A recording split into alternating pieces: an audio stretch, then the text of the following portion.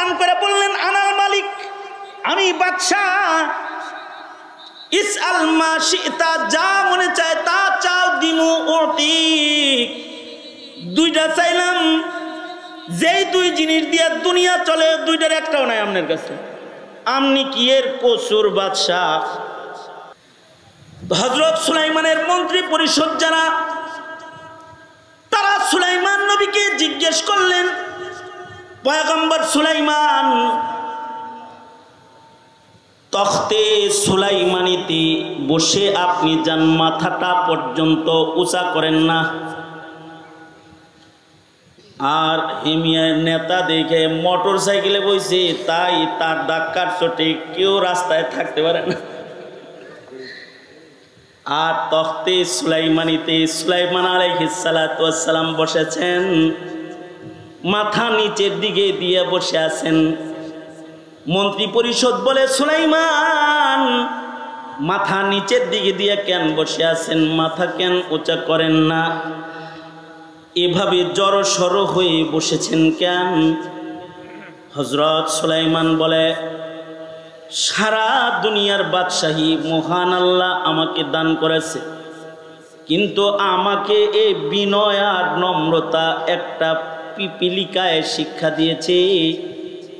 আমার এই বিনয় আমি শিক্ষা গ্রহণ করেছি একটা পিপিলিকার কাছ থেকে। আল্লামানি নামলাতুন, একটা পিঁপড়ায় আমাকে মাথা নত করা শিখাইছে। পরিবেশের কারণে যদি দাদা মুসলিম হয়ে তার নাতি খ্রিস্টান হয়ে যায়, তাইলে আমার দেশের স্বাধীন মাটিতে যারা হিন্দুত্ববাদের চাষাবাদ করতে চায়, যারা খ্রিস্টবাদের চাষাবাদ করতে চায়, যারা কাদিয়ানির চাষাবাদ করতে চায়, ওরা তো আমার নাতিপুতির ভেতর থেকে এক সময় মুসলিম প্রজনন বন্ধ করে খ্রিস্ট প্রজনন চালু করে ফেলবে।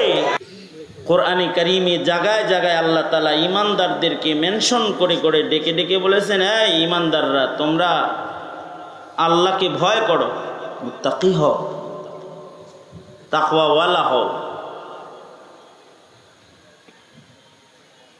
তাকওয়াওয়ালা হইলে গুনাহ ছাড়তে পারবে, ইবাদত করতে পারবে। আমাদের পূর্বের মানুষের তাকওয়া বেশি ছিল, সেগুলো শুনলে আমাদের তাকওয়ার পরিমাপটা করা যাবে যে আমরা কিরকম মুত্তাকি। আগের যুগের মানুষরা এতটাই মুত্তাকি ছিল যে তারা গুনাহ তো করতো না, ইবাদত ছাড়তো না, ইবাদতকে আল্লাহর ভয়ে আহমিয়তের সাথে আদায় করত, ইবাদতের পরিপূর্ণ হিফাজত করত তারা তাকওয়ার কারণে। আমাদের টুটাফাটা যতটুকু ইবাদত জারি আছে, এগুলো নষ্ট হয় তাকওয়ার অভাবে। আমরা কিছু ইবাদত করি, কিন্তু মুত্তাকি গোলামের ইবাদত আমরা করি না। আমরা নামাজ পড়ি, কিন্তু আমাদের নামাজ তাকওয়ার নামাজ, খৌফ ও খাশিয়াতের নামাজ হয় না। আগের যুগের মানুষের তাকওয়া বেশি ছিল বিধায় তাদের নামাজ ভারী ছিল, ওজনদার ছিল। যেমন আমরা নামাজ পড়ি, তাকবীরুল্লাহর হেফাজত নাই। আমরা নামাজ পড়ি, জামাতের ইহতিমাম নাই। একটা জমানা ছিল সমাজের কোনো একটা বালেক পুরুষ ঘরে নামাজ পড়তো না। যেমন আল্লাহর রাসূলের জমানা, নবীজির জমানায় অন্ধ অচলরাও জামাতে নামাজে হাজির হইত। ঘরে নামাজ পড়ার মতো হিম্মতি তাদের ছিল না, কারণ তার ইবাদত যদি আল্লাহর কাছে পছন্দের না হয়, তাহলে ইবাদত করে লাভ কি? সর্বোচ্চ পছন্দের ইবাদত বানানোর জন্য যত মুজাহাদা, যত কষ্ট আছে সব তারা করত। এই কারণে তাদের এই ইবাদতের ধারাবাহিকতাটা এক আধ সপ্তাহ ছিল না, একদিন দুই দিন না, এক বেলা দুই বেলা না, তারা লাগাতার ইবাদত করত। তাদের ইবাদতের কোয়ালিটিও লাগাতার ভালো রাখত। যেমন সাহাবায়ে কেরাম, তাদের ইবাদতের কোয়ালিটি বরাবরই ভালো এবং লাগাতার ভালো। তাবেঈদের যুগেও এটার হিফাজত ছিল। এ কারণে সাহাবীদের ইবাদতের বর্ণনা যেমন ইতিহাসের পাতায় আছে, তাবেঈদের গুণাবর্জন ইবাদতের বর্ণনা, তাকওয়ার বর্ণনা ইতিহাসের পাতায় মওজুদ আছে। যেমন ইতিহাসের পাতার একজন তাবেঈর নাম আমি বলি আপনাদের সামনে, সাঈদ ইবনে মুসাইয়িব রাহমাতুল্লাহি আলাইহি, যিনি হযরত আবু হুরায়রার মেয়ের জামাই ছিলেন। হযরত আবু হুরায়রা হইলেন মুকাসসিরিন সাহাবীদের অন্যতম সর্বোচ্চ হাদিস রিওয়ায়াতকারী সাহাবী হযরত আবু হুরায়রা। এই হযরত আবু হুরায়রার মেয়ের জামাতা ছিলেন সাঈদ ইবনে মুসাইয়িব। ওনার ইবাদতের ঐতিহাসিক বর্ণনা কিতাবে মওজুদ আছে। কেমন ঐতিহাসিক বর্ণনাগুলো? কিছু অংশ আমি বলি আপনাদের সামনে। একটা বর্ণনা, সাঈদ ইবনে মুসাইয়িব 40 বছর লাগাতার তাকবীরে উলা সহকারে নামাজ আদায় করছেন। কত বছর? এই ওখানে কথা কয় কে কে রে? এই তোরা কথা বলছ ওখানে, যা এখান থেকে।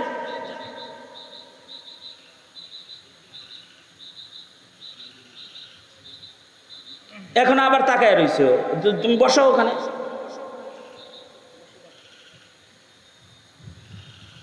আমি কি বললাম আপনাদের কাছে? কত বছর? এবার বুঝেন, আপনি আমি নামাজ পড়ি কয় বছর? তাকওয়ার হিসাবটা করতে পারবেন যে আমাদের তাকওয়ার পরিমাপটা কি। শুধু তাই নয়, সাঈদ ইবনে মুসাইয়িব লাগাতার 40 বছর নামাজ পড়েছেন তাকবীরে উলা সহকারে। শুধু তাই নয়, সাঈদ ইবনে মুসাইয়িব বলেন 40 বছর আমি মসজিদের পয়লা কাতারে বসে মুয়াজ্জিনের আজান শুনেছি। তার মানে হলো 40 বছর লাগাতার তিনি আজানের আগে মসজিদে প্রবেশ করেছেন। ওনাকে বলা হয়েছে আজানের আগে কেন মসজিদে আসেন, এটাকে বলে তাকওয়াল্লাহ। উনি বলেন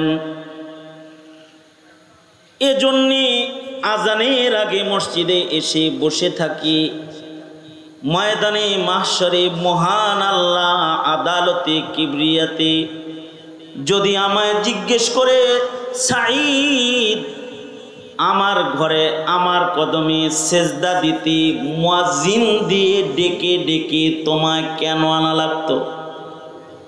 ভরপুর মজলিসে ময়দানে মাহশরে কাহার আল জালালের সামনে এর উত্তর আমি কি দিব? এই ভয়ে আজানের আগে 40 বছর মসজিদে হাজিরা দেই। 40 বছর আজানের আগে মসজিদে হাজিরা দিয়েছে। আরো শোনেন, ইকামতে সালাত কাকে বলে? ইকামতে সালাত কি খালি সমাজে নামাজ, সবাইকে নামাজি বানানো, এটা ইকামতে সালাত না। ইকামতে সালাত হলো নিজের নামাজকে এমন ভাবে পড়া যেন আমার কোন ত্রুটির কারণে আমার নামাজ অস্তিত্বহীন না হয়ে যায়। কারণ হাদিসে আছে কিছু মানুষের নামাজ অস্তিত্বহীন হয়ে যাবে, চেহারায় ছুঁড়ে মারা হবে। ইকামতে সালাতের বহু দিকের একটা দিক হলো মাসাইলে সালাতকে গুরুত্বের সাথে হিফাজত করা, একটা সুন্নতের হিফাজত করা।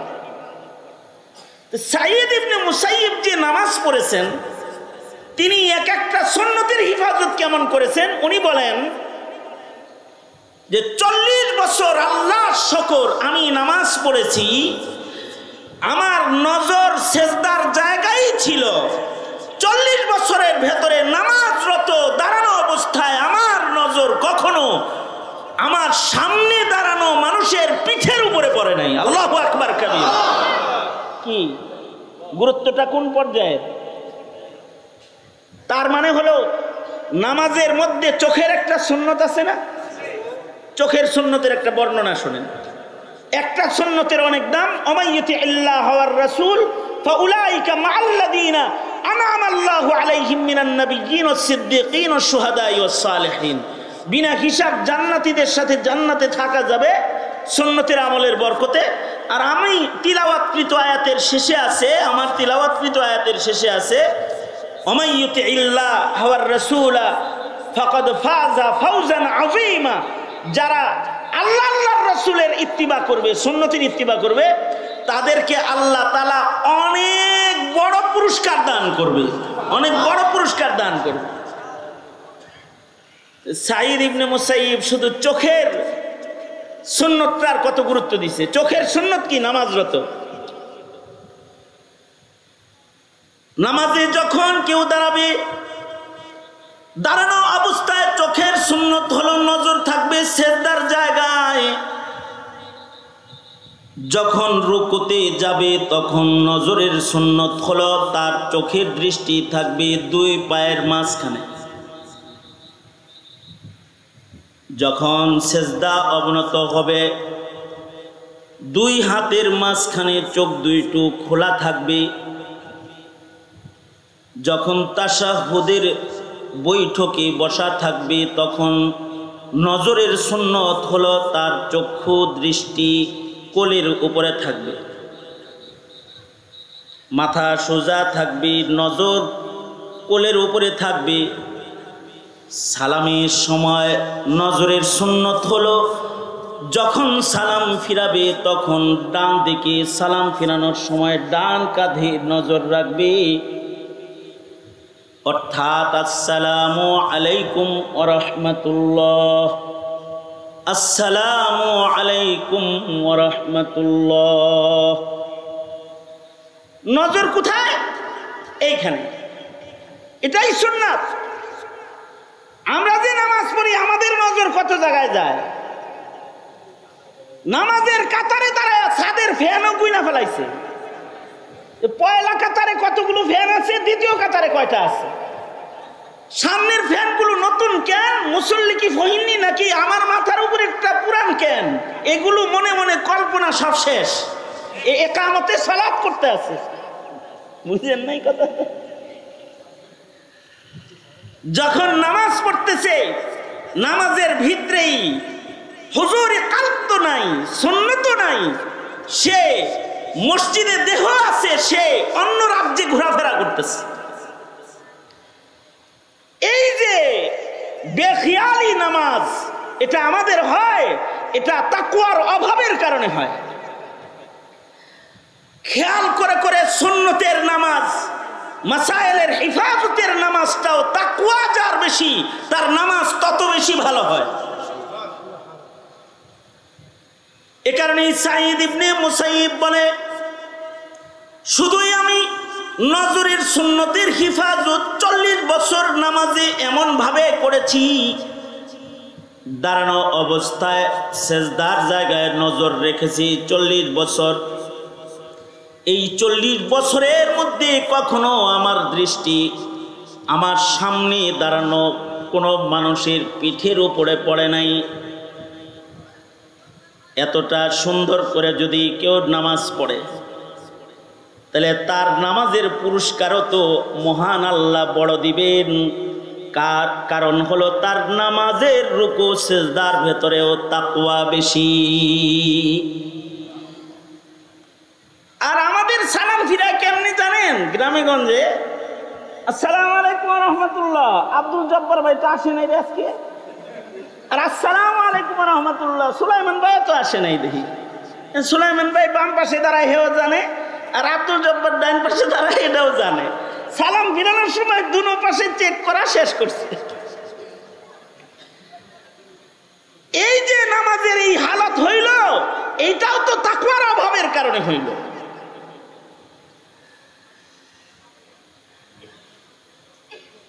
সুতরাং ইয়া আইয়ুহাল্লাযীনা আমানুত্তাকুল্লাহ, হে ঈমানদাররা আল্লাহকে ভয় করো।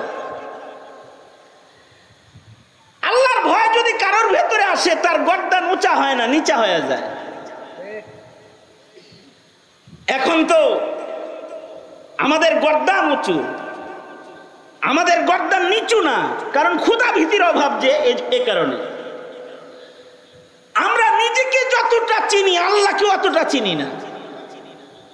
আমরা সবাই নিজেকে যতটুকুন চিনি আহকামুল হাকিমিনের ক্ষমতা ও কুদরতকে অতটা চিনি না। এমনকি আমরা হাসিনারে আর খালেদা জিয়ারে যতটা চিনি, আওয়ামী লীগ আর বিএনপিরে যতটা চিনি, আল্লাহরে অতটা চিনি না আমরা। আল্লাহরে যদি চিনতাম ভালো, তাইলে আমরা ভিন্ন কোয়ালিটির মুসলমান হইতাম। তবে আল্লাহ তাআলাকে কেউ যখন না চিনে, আল্লাহ তাআলা কিন্তু আল্লাহর পরিচয় দেখায় দেয়।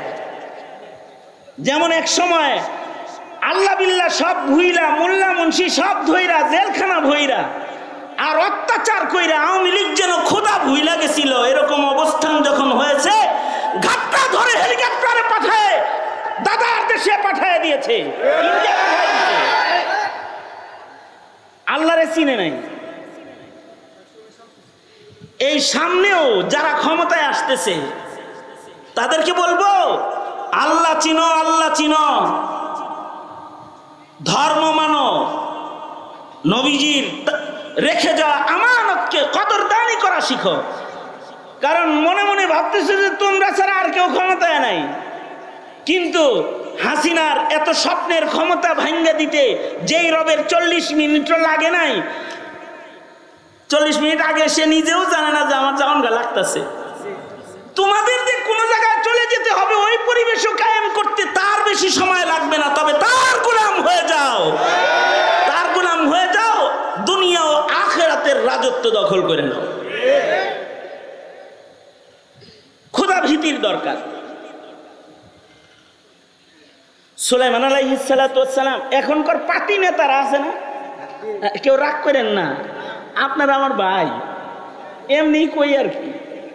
এখনকার কিছু পাতি নেতা আছে না যারা কোন রকম একটু নেতা মেতা হয়েছে, এখন নেতার জ্বালায় তো হাঁটা যায় না রাস্তা দিয়ে, ঠিক না? নেতার ভাব হইলো এরকম, আল্লাহরে ডরান লাগবো না, আমারে ডরা, এরকম ভাব তার ভিতরে আছে।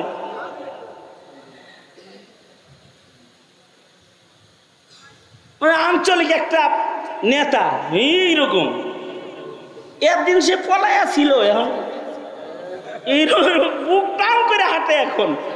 মানে হের কিন্তু কোনো ক্ষমতা নাই, তার উপরের কোন বসের পাওয়ারের জ্বালাই হের দাপটে এলাকা দিয়ে হাঁটতে পারবেন না আপনি। কারণ কি? খোদাভীতি নেই।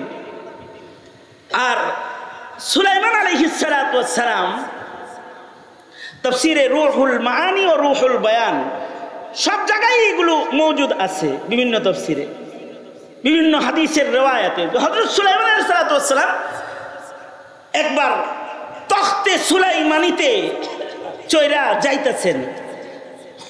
সুলাইমান আলাইহিস সালাতু ওয়াস সালামের তখতে সুলাইমানি কত বড় ছিল, আর সুলাইমান আলাইহিস সালাতু ওয়াস সালামের রাজত্ব কত বড় ছিল, এই বিষয়ে আলোচনা করতে গেলে এইটা নিয়ে ঘুরুর ঘুরুর করতে হবে অনেক টাইম। তবে সারা দুনিয়ার রাজত্ব যারা করেছে তাদের ভেতরে হযরত সুলাইমান একজন, এবং ওনার আল্লাহ প্রদত্ত মুজিজার ভেতরে একটা মুজিজা হলো সুলাইমান নবীর হেলিকপ্টারও লাগতো না, বিমানও লাগতো না। উনি কিন্তু তখতে সুলাইমানিতে চড়ে বসলে তখতে সুলাইমানি সুলাইমান আলাইহিস সালামকে নিয়ে সারা দুনিয়া সায়ের করত, সারা দুনিয়া ঘুরত তখতে সুলাইমানি। তো হযরত সুলাইমান আলাইহিস সালাতু ওয়াস সালাম একবার তখতে সুলাইমানিতে বসে কোন দিকে যাইতেছেন, নেতারা ভালো করে হইনেন, তখতে সুলাইমানিতে চড়ে যাইতেছেন একদিকে। তো এই তখতে সুলাইমানিতে চড়ে যখন যাচ্ছেন, তখতে সুলাইমানির ভিতরে হায় রে, ওই যে কি কাঠ যেন কয় যে উপরে খোলা থাকে, কি সান্ডব না, হ্যাঁ, সাত খোলা কাঠ যদি কারোর থাকে, আর যদি সে নেতা হয় আর হে যদি রাস্তা দিয়ে যায়, তখন সিটের উপরে দাঁড়ায় এরম এরম এরম করতে করতে যায় না, এরকম করতে করতে যায় না। তখতে সুলাইমানির তো ছাদ নাই, তখতে সুলাইমানিতে সুলাইমান নবী বসে আছেন, নিচে থেকে সবাই সুলাইমান নবীকে দেখতে চায়, সবাই তখতে সুলাইমানির দিকে তাকায়, কিন্তু সুলাইমান আলাইহিস সালাতু ওয়াস সালাম উনি আসামির মতো মাথাটা নিচে দিয়া চুপি চুপি বৈশা যায় সব সময়। হযরত সুলাইমানের মন্ত্রী পরিষদ যারা, তারা সুলাইমান নবীকে জিজ্ঞেস করলেন, পয়গম্বর সুলাইমান, তখতে সুলাইমানিতে বসে আপনি যান, মাথাটা পর্যন্ত উঁচা করেন না। আর হিমিয়ার নেতা দেখে মোটর সাইকেলে বসে, তাই তার ধাক্কার চোটে কেউ রাস্তায় থাকতে পারে না। আর তখতে সুলাইমানিতে সুলাইমান আলাইহিস সালাতু ওয়াস সালাম বসেছেন, মাথা নিচের দিকে দিয়ে বসে আছেন। মন্ত্রী পরিষদ বলে, সুলাইমান মাথা নিচের দিকে দিয়ে কেন বসে আছেন, মাথা কেন উঁচা করেন না, এভাবে জড়সড় হয়ে বসেছেন কেন? হযরত সুলাইমান বলে, সারা দুনিয়ার বাদশাহী মহান আল্লাহ আমাকে দান করেছে, কিন্তু আমাকে এই বিনয় আর নম্রতা একটা পিপিলিকায় শিক্ষা দিয়েছে। আমার এই বিনয় আমি শিক্ষা গ্রহণ করেছি একটা পিপিলিকার কাছ থেকে। আল্লামানি নামলাতুন, একটা পিঁপড়ায় আমাকে মাথা নত করা শিখাইছে। কেমনি? ওই যে পিপিলিকার সাথে আমি কথা বলতেছিলাম, সুলাইমান নবী পিঁপড়ার সাথে কথা বলতেন, পিপিলিকার কথা বুঝতেন, এমনকি মন্তকাত তায়ের পশু পাখির ভাষা আল্লাহ পয়গম্বর সুলাইমানকে শিক্ষা দিয়েছিলেন। সূরা নামল সুলাইমান নবীও পিপিলিকার কথার দলিল বহন করে, ইতিহাস বর্ণনা করে মহান আল্লাহ উম্মতে মুসলিমাকে সূরা নামল দান করেছেন। পিঁপড়ার সাথে কথা বলতেন। সুলাইমান আলাইহিস সালাতু ওয়াস সালাম ইনস জিনের বাদশা ছিলেন, পাখির সাথেও কথা বলতেন, এমনকি পাখির কথা বুঝতেন। আমরা কি পাখির কথা বুঝি? হ্যাঁ, স্যার হইছেন কে লাগে দিনে বুঝেন, কথা কন না, বুঝেন পাখির কথা? আমরা তো পাখির কথা বুঝি না, কিন্তু সুলাইমান আলাইহিস সালাতু ওয়াস সালাম পাখির কথাও বুঝতেন। একবার সুলাইমান আলাইহিস সালাতু ওয়াস সালাম রাস্তা দিয়ে যাইতেছেন, তো দেখে গাছের ডালে বসে বসে এক পুরুষ পাখি এক মহিলা পাখির সাথে প্রেম করতেছে।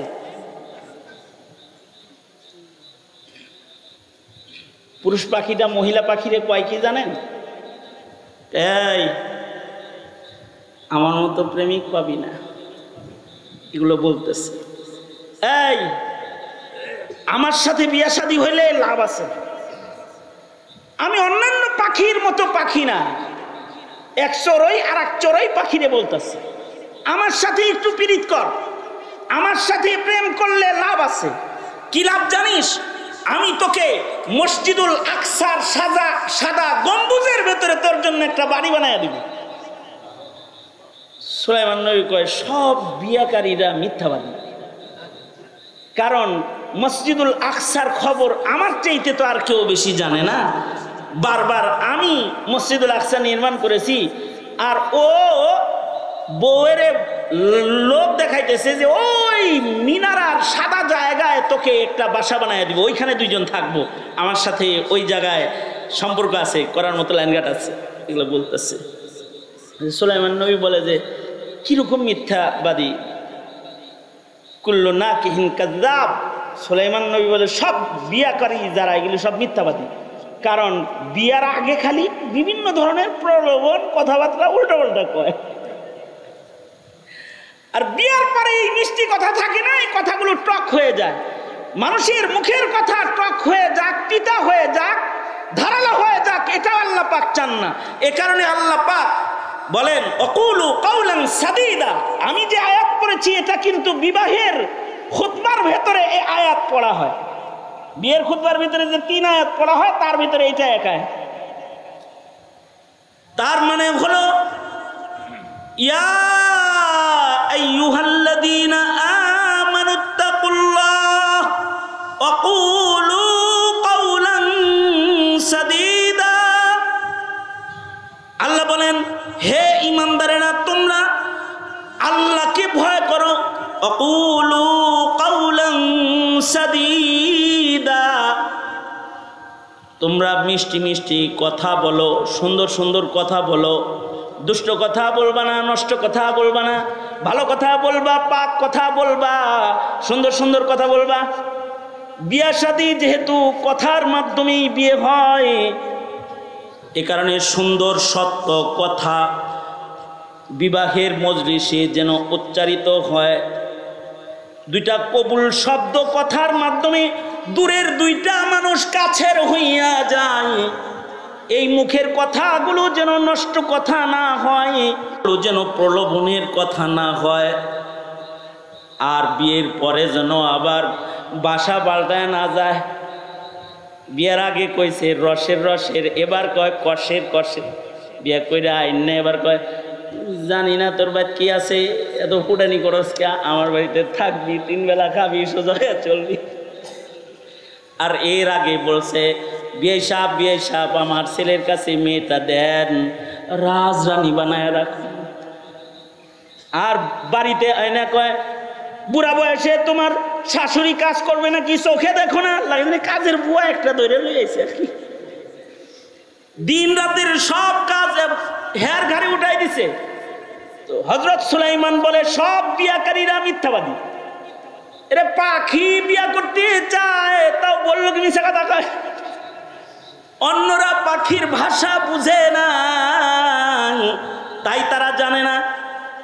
কিন্তু সুলাইমান নবী যেহেতু আল্লামানি মানতিকাত তাইর, হযরত সুলাইমান বলেন আল্লাহ আমাকে পাখির ভাষা শিক্ষা দিয়েছেন। উনি পাখির ভাষা শুনতেছেন যে পাখি পাখিরে বলে আই লাভ ইউ, আমি তোমাকে ভালোবাসি।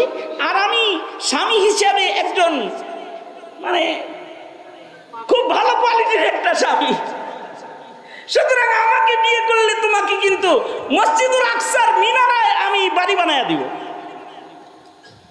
যাই হোক, এটা কথা না, ফাঁক দিয়ে আয়াতের ভেতরে একটু ঢুকেছিলাম, আবার বেরিয়ে গেলাম। সেটা হলো সুলাইমান আলাইহিস সালাতু ওয়াস সালাম পশু পাখির ভাষাও বুঝতেন এবং পিপিলিকার ভাষাও বুঝতেন, পিঁপড়ার সাথে কথা বলতেন। তো হযরত সুলাইমান পিপিলিকার সর্দারকে বললেন ইসআল মা শি'তা ইয়া আইয়ুহান নামলা, এই পিঁপড়া, তোর যা মনে চায় তা আমার কাছে চা, কারণ আনাল মালিক, আমি হলাম বাদশা, সারা দুনিয়ার বাদশাহী আল্লাহ আমাকে দিছে। তোর যা চাইতে মনে চায় আমার কাছে চা, উতিক, আমি তোকে দেব, তোরে খুশি করে দেবো, আমি তোর উপরে খুশি হয়ে গেছি, চা একটা কিছু। তো হযরত সুলাইমান বলে আমি যখন পিঁপড়ারে বলছি আমি বাদশাহ, তুই আমার কাছে কিছু চা, যা চাবি আমি তা তোরে দিব, পিপিলিকায় আমার গর্দানকে নিচু করে দিল। আমি যে আনাল মালিক বলেছিলাম, আমি নেতা, আমি বাদশাহ এটা বলেছিলাম, আমার গর্দানকে নিচু করে দিল। পিপিলিকা আমাকে বলল ইয়া আইয়ুহাল মালিক, ও হে বাদশাহ নামদার, জিদ ফি হায়াতি, আল্লাহ আমারে যে হায়াতটুক দিছে এই হায়াত থেকে আরেকটু বাড়ায়া আমার হায়াতটাকে একটু বড় বানায়া দেন। সুলাইমান আলাইহিস সালাম বললেন হে যখন হায়াত চাইছে তখন তো আমি নাই, কারণ বুঝা থাকলে জোরে করে বলেন হায়াতের মালিক একমাত্র কে, জোরে আওয়াজ করে বলেন। সুলাইমান নবীর কাছে তার হায়াত নাই, এ কারণে সুলাইমান আলাইহিস সালাতু ওয়াস সালাম ইন্তেকালের পূর্বে হায়াত চেয়েছিলেন, আল্লাহ ওনাকেও হায়াত দেয় নাই।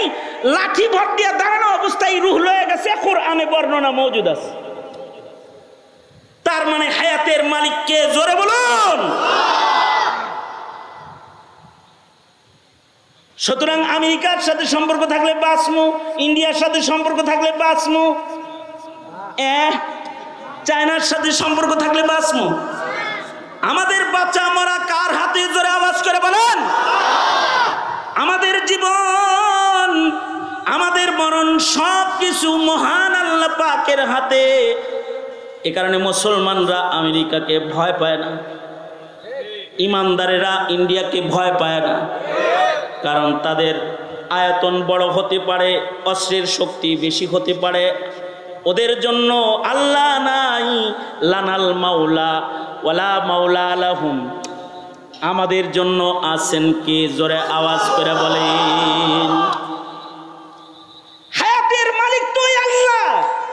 পৃথিবীর কোন রাজা বাদশার কাছে হায়াত নাই। সুলাইমান নবী বললেন, এইটা ছাড়া অন্য কিছু চাওয়া যায় না, এটা তো কোনো মানুষ দিতে পারে না। আসলেই দিতে পারে না। কোনো বড়ি খায়া হায়াত বানান যায় না, হায়াত বড়ি নাই। ইদানিং কালে কোন ঔষধ যদি মার্কেটে আসে, এইটার ম্যানেজমেন্টে এবং প্রচারণায় যে পরিমাণ, ওগুলোর কি কয় ইংলিশে? হ্যাঁ, আরে না, যারা ঔষধ ঘুরে মার্কেটিং করে, মার্কেটিং ম্যানেজার। এই মার্কেটিং ম্যানেজার ট্যাবলেট যত আছে তার চাইতে ম্যানেজার বেশি আছে। মার্কেটিং ম্যানেজার বড়ি যে কয়টা, এর চাইতে লোক বেশি। সব ডাক্তারের চেম্বারে একজন করে বয়ে রয়েছে। একজন আইসা আমাকে বলে, হুজুর আমি কিন্তু ভালো ওষুধ কোম্পানির একজন মার্কেটিং ম্যানেজার, আমার দাওয়াত দিতে আইসে আর কি। আমি বললাম, তো আপনার লগে খাতির রাখা দরকার, কারণ অসুখ বিসুখ জেলেতে আসার পরে না খুব বেশি। হাসিনা জেলখানায় এত আদর করছে যে জেলের থেকে বের হওয়ার পরে এবার অসুখ বিসুখের সীমা নাই, আপনার লগে খাতির দরকার। তা আমি বললাম, তো আপনার কোম্পানি কি কি ওষুধ বানায়? এই এই এই এই এই এই এই এই এই ধর মিয়া, এই ওষুধ তো অন্য কোম্পানিও বানায়, আপনার কোম্পানিকে বললেন একটা ভালো বড়ি বানাইতে, কি কোনো আইডিয়া হুজুর? আমি কই, হ্যাঁ আমার কাছে দারুণ আইডিয়া আছে, যে জমিন বেচে আগে বড়ি কিনা সবাই যার যার আলমারি বইরা রাখবো, যদি একটা বড়ি খালি বানান যায়, বড়িটার নাম দিবেন হলো হায়াত বড়ি। কি বড়ি? কি বড়ির নাম হবে হায়াত বড়ি। এইটা কেনার জন্য বাপেরা তাদের মিরাজ বন্টন বন্ধ করে দিবে, যার যার জমিন বইছে নিজেই বড়ি কিনা বইয়া থাকবো, আর কইব তুই যা, ছেলে আসস ভালো কথা, বড়ি কেনার জন্য টেহা পাবি না। এই জায়গা জমিন যা আছে এগুলো সব বিক্রি করে আমি বাচ্চা যাবো। কারণ হায়াতের দাম মানুষের কাছে এত বেশি, কিন্তু হায়াতের মালিকানা এক জাররাও মানুষের কাছে নাই। আল্লাযী খালাকাল মাউতা ওয়াল হায়াতা লিয়াবলুয়াকুম আইয়ুকুম আহসানু আমালা। এটার মালিকানা একমাত্র কার? জোরে আওয়াজ করে বলেন। সুলাইমান নবী বলে, আমার কাছে তো হায়াত নাই।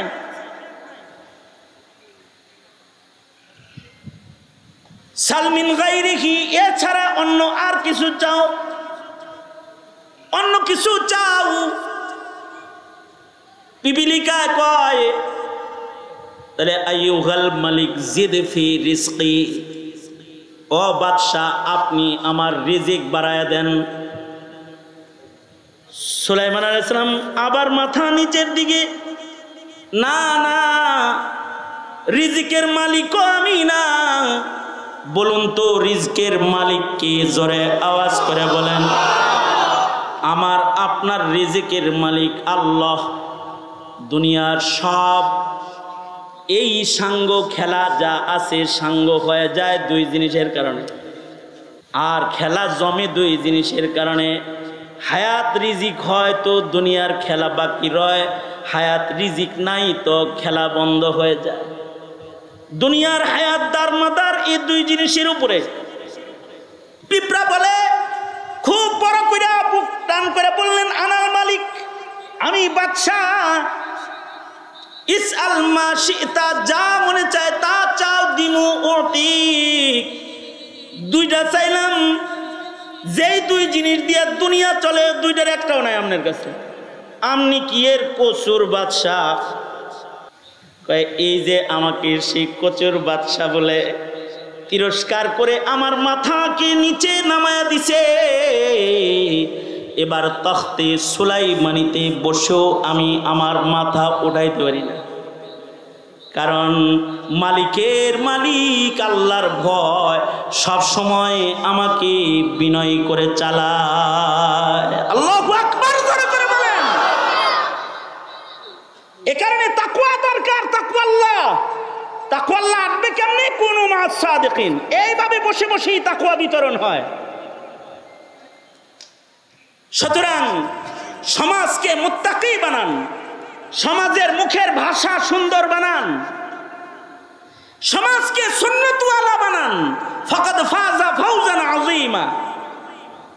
ইনশাআল্লাহ সমাজের মানুষকে মুত্তাকি বানাবো, ইনশাআল্লাহ জোরে করে বলেন। খোদা ভীরু বানাবো, তাকওয়া আল্লাহ শিখাবো, এবং ভাষা সুন্দর বানান, জবান ভালো করেন। রাজনীতি করেন আপনারা, একজনের গালির জ্বালায় আর একজনের ভোট চলে যায়। এই মুখ ভালো করে আলান, সুন্দর ভাষা নিয়ে আগমন করুন।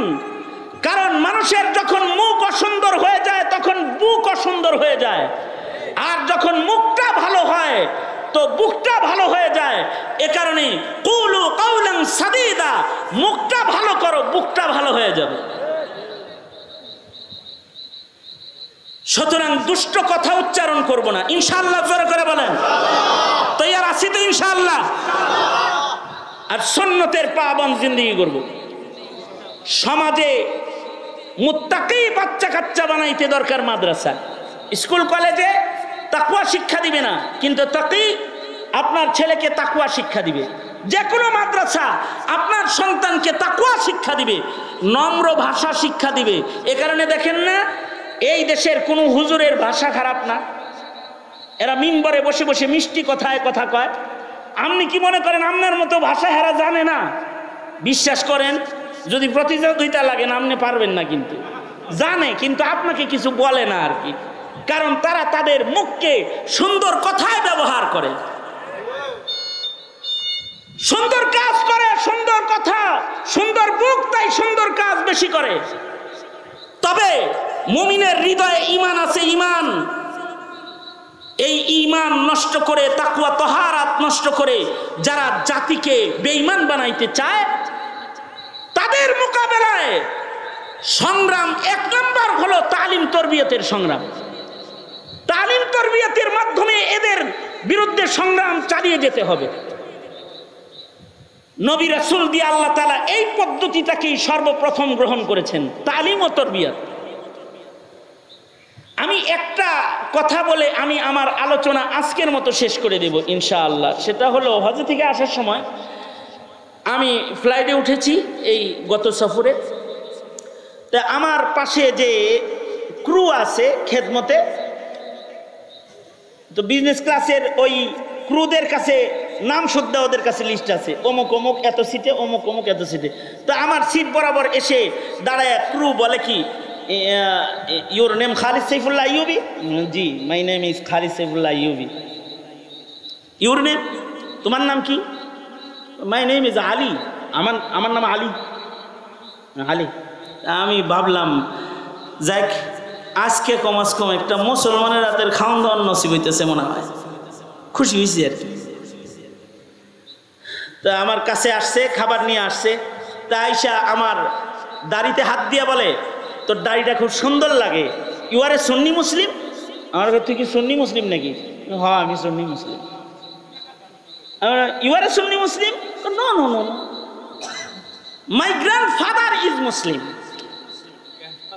হ্যাঁ, হে বললো যে না না না, আমি মুসলমান না, তবে আমার দাদা মুসলমান ছিল। হ্যাঁ, দাদা মুসলমান ছিল। আমি কি, তোর নাম আলী হইলো কেমনি? আব্বা যে মুসলমান ছিল, আব্বা শখ করে নাম রাখছে আলী। কিন্তু বাবা আমার ছোটবেলায় মারা গেছে। বাবা বিয়ে করেছিল একটা খ্রিস্টানকে। বাবার মৃত্যুর পরে আমার মা আমাদের 3-4 ভাই বোন যারা আছি এদের সবাইরে খ্রিস্ট ধর্ম শিখাইছে, খ্রিস্টানদের সাথে আত্মীয়তা করাইছে। আমাদের মুসলিম পরিচয় যেটা, ওইটা বাবার পর্যন্তই শেষ, এরপরে ব্রেক হয়ে গেছে। তার মানে হলো একটা ছেলে, তার নাম আলী, কিন্তু তার দাদা ছিল মুসলমান, কিন্তু সে নাতির তৃতীয় পুরুষে এসে সে হয়ে গেছে পুরা খ্রিস্টান। তার বংশের থেকে খ্রিস্টান প্রজনন কেন্দ্র চালু হয়ে গেছে।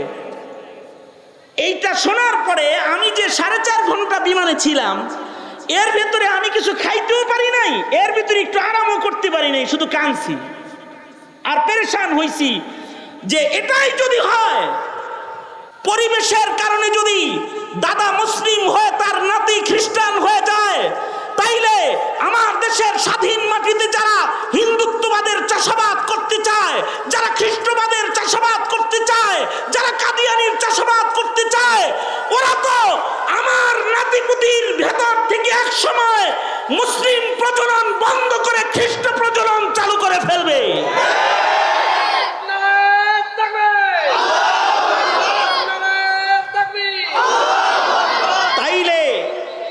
আপনি মুমিন হিসাবে আপনার আমার জমিনের পাহারাদারির সতর্কতা কতটুকু হওয়া দরকার? বুঝলে পুষ্পাতা, না বুঝলে নাকি তেজপাতা লোকে বলে। সুতরাং আমি যা বললাম তো বললামই, বুঝলে তো পুষ্পাতা, না বুঝলে তেজপাতা।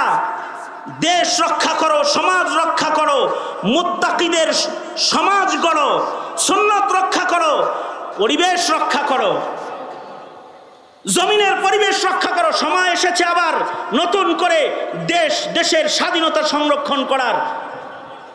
দেশটাকে কোনো হিন্দু খ্রিস্টান মালাউনের দালালের হাতে তুলে দিও না। মুসলিম হিসাবে এর পাহারাদারি করো। তৈরি আছেন তো ইনশাআল্লাহ? আল্লাহ তাআলা আমাদেরকে ভূমিকায় অবতীর্ণ হওয়ার তৌফিক দান করেন।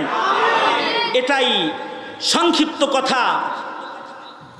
ইয়াহিয়া ভাতিজা, বন্ধু, বড় ভাই জাকারিয়া আল হুসাইনি দামাত বারকাতুহুম কর্মজীবনের প্রথম বছরের সঙ্গী, আর তারই সন্তান আমার কোলে পেশাব করছে। ইয়াহিয়া এ তাকে আমার কোলে মুছছে মিয়া। হ্যাঁ, কয়বার মুছছে জানি না।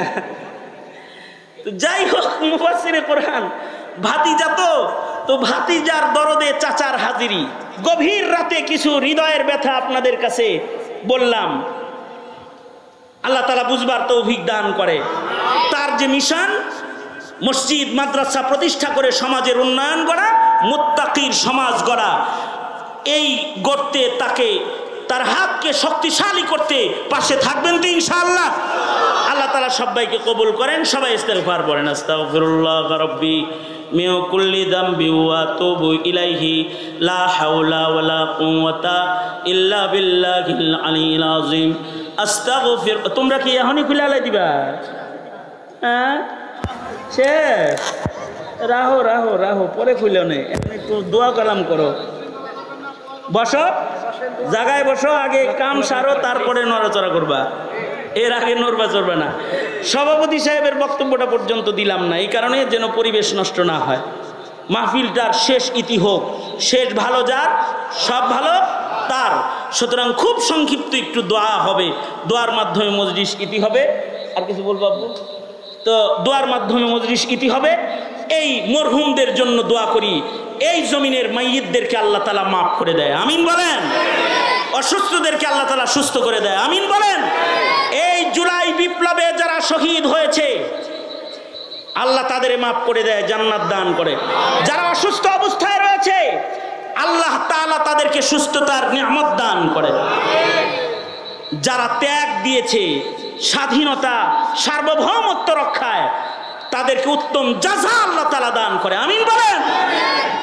আলহামদুলিল্লাহি রাব্বিল আলামিন, والصلاة والسلام على سيد الأنبياء والمرسلين محمد وعلى آله وأصحابه أجمعين। ভাতিজা ইয়াহিয়া তাকির আয়োজনে তার মাদ্রাসায় হাফেজ ছাত্রদের মাথায় দস্তার পড়াইছি। আল্লাহ, তার গর্বিত পিতা, মজলিসের সভাপতি রব্বুল আলামিন, গভীর রাত, মাঝরাত পার হয়ে শেষ রাত্রিতে আমরা পা রেখেছি। ভিক্ষুকের মতো গভীর রাতে দুইটা হাত কাঙ্গালের মতো বাড়ায় ধরেছে। জিন্দেগির সব গুনার জন্য তোমার কাছে মাপ চাই আল্লাহ। আমাদের জিন্দেগির সব গুনাহ তুমি মাফ করে দাও আল্লাহ। ছোট বড় সগীরা কবিরা জেনে না জেনে আধারে আলায় যত পাপাচার আমরা করেছি মাফ করে দাও। ওগো আল্লাহ, জিন্দেগি সুন্দর বানায় দাও। ইয়া আল্লাহ, পৃথিবীর নিকৃষ্টতম জালেম ইসরায়েলকে হালাক করে দাও আল্লাহ। ফিলিস্তিনের মুসলমানদেরকে মদদ নসরত করো, বাংলার জমিনে শান্তি দান করো রব্বুল আলামিন। জুলাই মাসে জুলাই বিপ্লবে যারা শহীদ হয়েছে তাদের ভুলি না আল্লাহ। মাগফিরাত দাও, দারাজাত বুলন্দ করে দাও রব্বুল আলামিন। যারা অসুস্থ তাদের সুস্থ করে দাও ইয়া আল্লাহ। অত্র এলাকার মাটির নিচে যত মাইয়িত ঘুমায় রয়েছে তাদের কবরগুলা জান্নাতের বাগান বানায় দাও। এখানে যারা হাত তুলেছে কারোর মা নাই, কারোর বাবা নাই, ইয়া আল্লাহ যুগ যুগ আগে পিতার লাশ কবরে রেখেছে, কাফন সরায় বাবারে শেষ দেখা দেখেছে, মায়ের লাশ কবরে নামায়েছে, মাকে শেষ দেখা দেখেছে। জীবনে কোনোদিন আব্বা মা ডাক যাদের নসিব হবে না আল্লাহ তাদের মাফ করে দাও ইয়া আল্লাহ। আব্বা জান জাইনুল আবেদিনকে মাফ করে দাও। এমন আমার মতো যারা বাপ খারাপ সকলের বাবাকে জান্নাত দিয়ে দাও রব্বুল আলামিন। আমাদের আওলাদ ফারজান্দাদেরকে নেককার বানাও, মাদ্রাসাতুত তাকিকে কবুল করে নাও রব্বুল আলামিন। হাজাত খাজানায়ে গায়েব থেকে মিটায় দাও রব্বুল ইজ্জত। এই মুহূর্তে আমাদের সালাম প্যারা নবীর রওজায়ে আতহারে পৌঁছায় দাও ইয়া আল্লাহ। জানি না কখন মৌতের পরওয়ানা জারি হয়ে যাবে, মৃত্যুর আগে কামিল ঈমান নসিব করে দিও আল্লাহ। অনেক কিছু বলার, সংক্ষেপ বক্তব্য যা বলার, যত কল্যাণ সব আমাদের তুমি দান করো, আর যত অকল্যাণ তার থেকে ধরে ধরে আমাদের হিফাজত করো। আল্লাহুম্মা জাআল সাওরানা আলা মান যালামানা ওয়ানসুরনা আলা মান আদানা ওয়ালা তাজআল মুসিবাতানা ফি দীনিনা ওয়ালা তাজআলিদ দুনিয়া আকবার হাম্মিনা ওয়ালা মাবলাগা ইলমিনা ওয়ালা গায়াতা রাগবাতিনা ওয়ালা তুসাল্লিত আলাইনা মান লা ইয়ারহামুনা। আল্লাহুম্মা জিদনা ওয়ালা তানকুসনা ওয়া আকরিমনা ওয়ালা তুহিন্না ওয়া আ'তিনা ওয়ালা তাহরিমনা। আল্লাহুম্মা ইন্না নাসআলুকাল জান্নাতা ওয়া নাউযু বিকা মিনান নার। মুহররমুল হারামের ত্যাগের আদর্শ আমাদের দান করো। আগামীকাল মুহররমের আশুরার রোজা, ইয়া আল্লাহ নফলের রোজার কদর যারা করে ইয়া আল্লাহ তাদের সহজ করে দাও রব্বুল আলামিন। খায়ের ও বরকত দিয়া মালামাল করে দাও রব্বুল আলামিন। এই মাদ্রাসা, এই মসজিদুল আকসাকে কবুল করে নাও রব্বুল আলামিন। মুআবিনিন মুহিব্বিনদেরকে পাশে দাঁড় করায় দাও। সুবহানা রাব্বিকা রব্বিল ইজ্জতি আম্মা ইয়াসিফুন ওয়া সালামুন আলাল মুরসালিন ওয়ালহামদুলিল্লাহি রাব্বিল আলামিন। ইসলামিক মেগা 24 চ্যানেলটি সাবস্ক্রাইব করুন। ভিডিওটা ভালো লাগলে লাইক, কমেন্ট, শেয়ার করুন।